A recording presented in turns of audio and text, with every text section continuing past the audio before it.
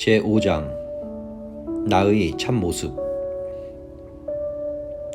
지금 이 순간은 가장 깊은 곳에 있는 당신의 참모습과 분리될 수 없다. 당신의 삶에는 중요한 것이 많다. 하지만 절대적으로 중요한 것은 단 하나뿐이다. 세상 사람들의 눈에는 당신이 성공했나 실패했나가 중요하다. 또한 당신이 건강한지 아닌지, 교육을 받았는지 못 받았는지가 중요하다.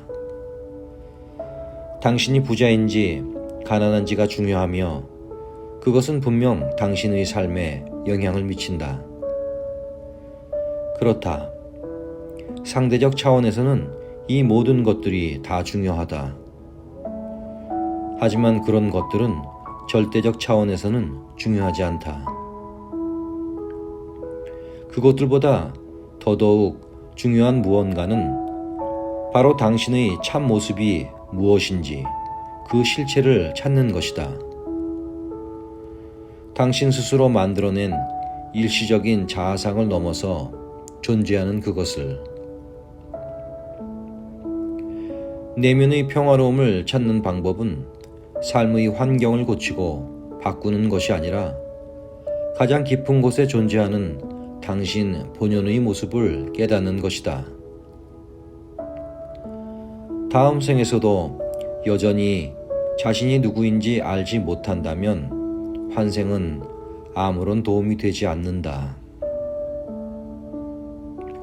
지구상에 존재하는 모든 고통은 나와 우리에 대한 잘못된 관념에서 나온다. 그것이 본연의 모습을 가려버린다. 내면의 실체를 알지 못하는 사람은 언제나 결국 자신을 고통 속에 가두고 만다. 간단한 이치이다. 내가 진정 누구인지 모를 때 나의 아름답고 성스러운 존재를 대체하기 위해 생각이 만들어낸 자아상에 매달리는 것이다. 두려움과 욕망에 지배당하는 자아에. 이제 그런 잘못된 자아상을 보호하고 치장하는 것이 내 삶의 목적이 된다. 사람들이 흔히 사용하는 말의 구조 속에는 이미 자신의 참모습을 모른다는 사실이 드러나 있다. 그는 자신의 생명을 잃었다는 말, 나의 삶이라는 말 속에는 마치 삶이나 생명이 소유하거나 이룰 수 있는 것이라는 생각이 들어있다.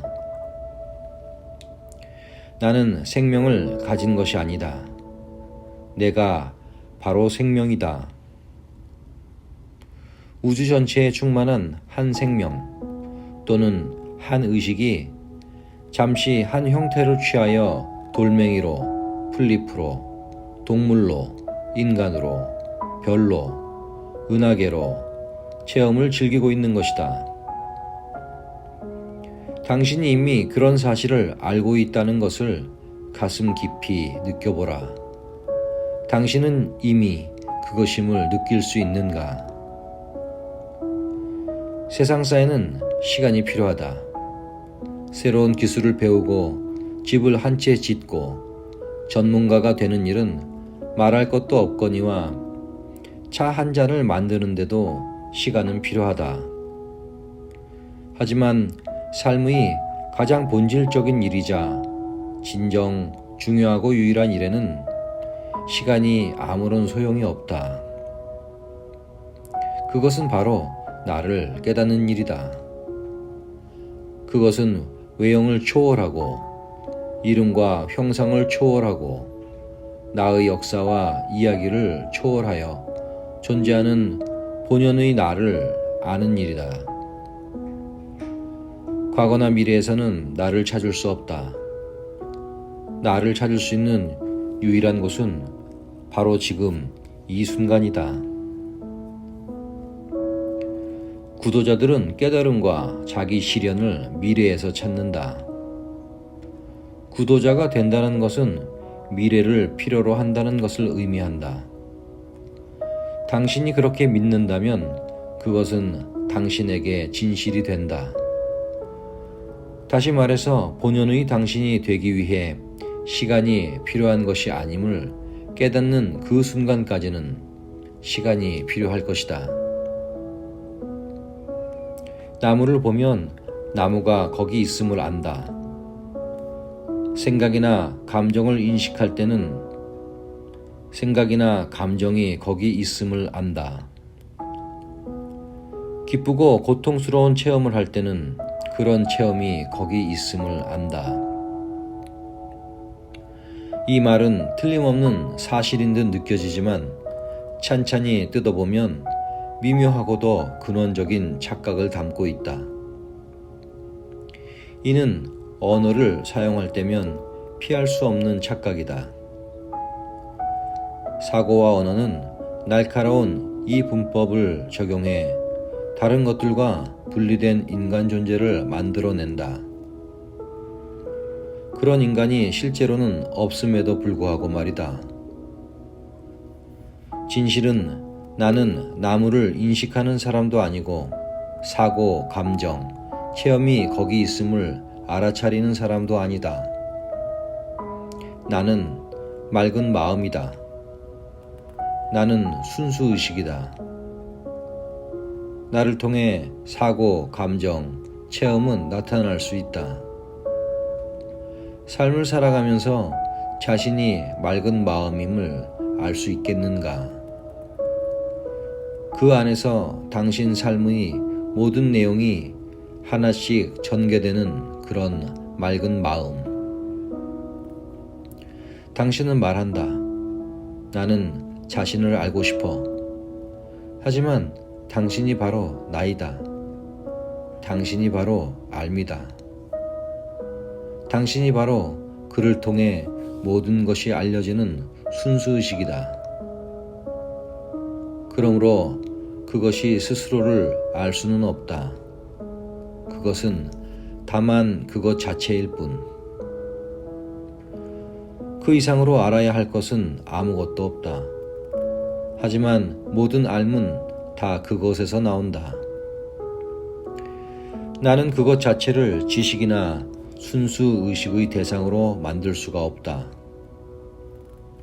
그러므로 당신은 당신 자신에게 어떠한 대상이 될 수 없다. 그것이 바로 에고적 정체성이라는 착각이 일어나는 이유이다. 이미 당신은 마음에서 당신 자신을 대상으로 만들어 버렸던 것이다. 당신은 말한다. 그게 나야. 그리고는 당신 자신과 관계를 만들어가면서 남들과 당신 자신에게 당신의 이야기를 들려주는 것이다. 당신 자신이 현상계의 존재들이 생성되는 맑은 마음임을 알 때 당신은 현상계에서의 종속으로부터 자유로워진다. 이제 당신은 상황과 장소와 조건 속에서 자아상을 찾지 않는다. 다시 말해서 무슨 일이 일어나고 일어나지 않고는 별로 중요하지 않게 된다. 만물이 그 무거움과 심각함을 떨궈버린다. 당신 삶에 슬며시 장난기가 들어온다. 이제 세상은 우주의 춤이다. 형상의 춤, 그 이상도 그 이하도 아니다. 본연의 모습을 알 때 살아있는 평화로움이 언제나 거기 있다. 그것을 기쁨이라 불러도 되겠다. 기쁨이란 바로 그렇게 생생하게 살아있는 평화로움이니까. 그것은 생명이 아직 형상을 취하기 이전의 모습, 생명의 실체로서의 당신 자신을 아는 기쁨이다.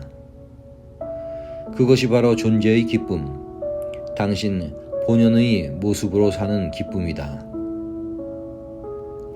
물이 고체, 액체, 기체로 존재하듯이 순수식도 동결되어 물체로 존재하고 액체화되어 마음과 생각으로 존재하고 형상을 여의어 순수의식으로 존재한다. 순수의식은 형상화되기 이전의 생명이다. 그 생명이 당신의 눈을 통해 형상의 세계를 본다. 순수식이 당신이니까 당신이 그런 존재임을 알고 나면 당신은 세상 만물 속에서 당신 자신을 보게 된다. 그것은 온전히 맑고 명료한 의식의 상태이다.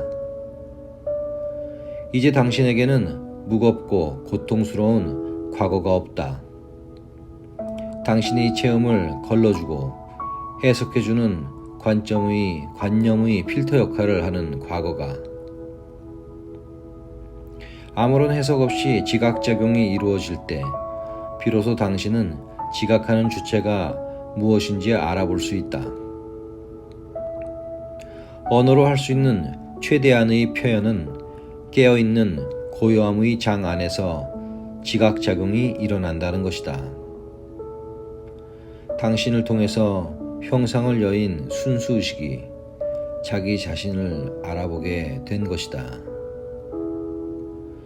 사람들의 삶은 욕망과 두려움의 지혜를 받는다. 욕망은 무언가를 더하여 좀 더 풍성해지려는 욕구이다. 반면 모든 두려움은 무언가를 잃어 자신이 작고 초라해지는 것에 대한 두려움이다. 이렇게 더하고 잃어버리는 두 가지 활동은 생명이란 것이 본래 줄 수도 빼앗을 수도 없다는 사실을 은폐한다. 풍요한 생명은 이미 지금 이 순간 당신 안에 존재한다.